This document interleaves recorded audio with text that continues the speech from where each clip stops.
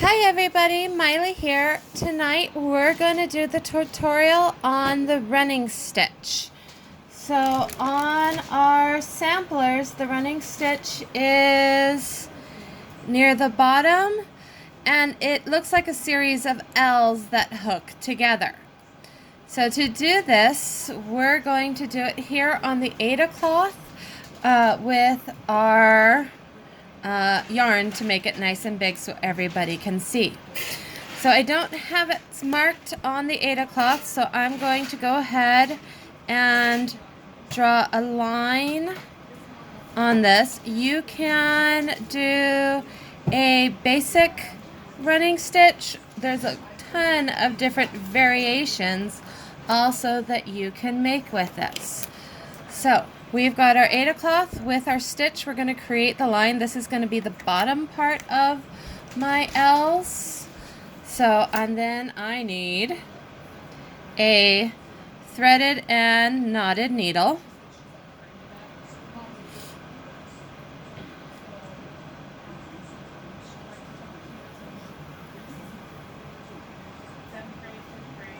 And what I'm going to do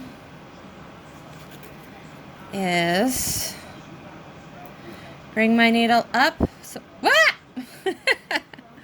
try that again with a threaded needle this time. Okay, so you have a needle threader or squish it through your needle. It helps that this needle's a big-eyed needle. Okay. So needle comes up from the bottom, stops at my knot. So for L's, I want to, if I see the L here, my L would be coming upright. I'm going to go, and if I just put two of them. So I've got my L's. My needle's going to go down at what would be the top of the L.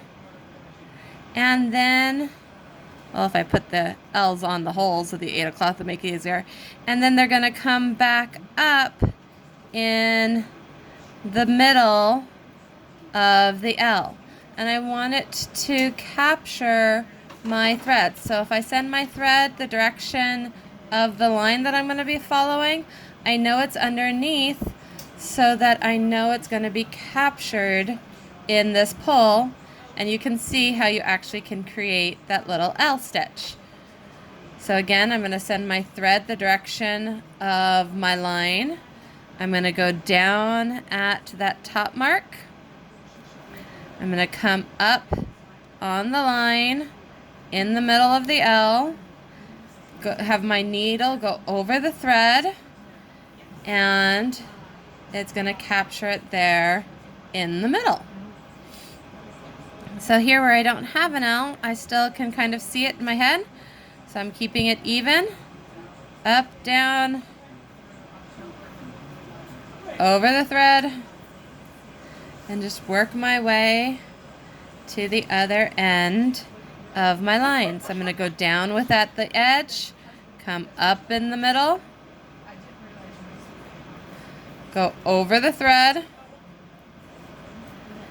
If you were in class today, the difference we were doing is we were going down. We pulled our yarn all the way through to create that V. You can tell there's an oops there. So we're going to come up on the line, which would be in the middle, swing my needle over so it's underneath the thread, and as I pull it, it's going to pull to create that even L shape.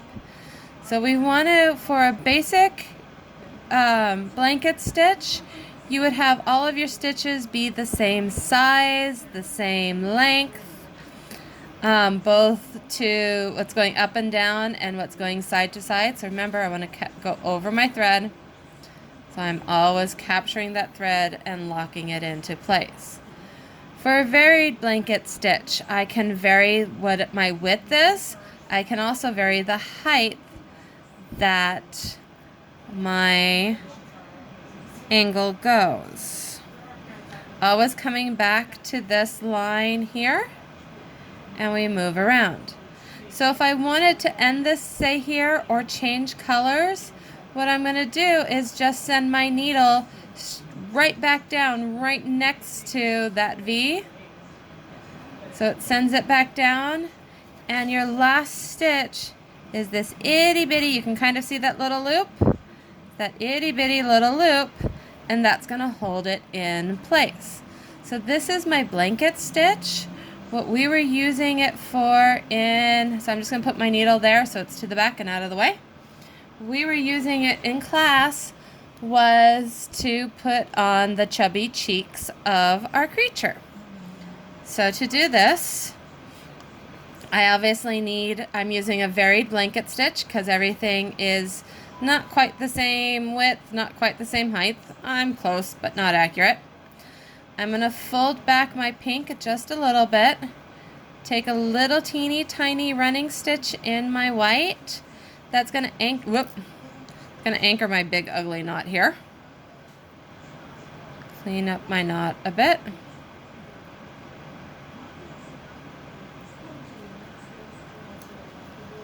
Pull it through so that anchors the knot in underneath my pink. And then get that tail tucked in underneath. So I came down here. I actually want to pick up right next to that down up. So I'm going to help pull my thread over so it's actually coming up right next to the knot that went down, so that I'm ready to go again. Now this time I don't have a line drawn on it, but there's still a line. I want my line to follow the edge of my pink felt. So I'm going to have my thread follow the edge of the pink felt. I'm going to come over just a little bit, go down through the pink felt, through the white felt, back up over my floss, and I'm back there at that middle section creating my blanket stitch. So send that the direction I want my stitches to go, through the pink, through the white, over the thread. And if I just were to pull here, you're going to see I actually wasn't over the thread, was I? So I need to run my needle underneath the thread, capture it so my thread is back on my line. And I'm going to continue going all the way around. This gives my unicorn his cute little pink cheeks. For those of you who haven't been in class, if you email me at spectrumofscience.com. So what I did is I sent my loop, so I'm actually making sure I go over, not around it. But if you send me an email at miley@spectrumofscience.com, the tutorial for the entire felt unicorn will be coming out later this summer of 2020.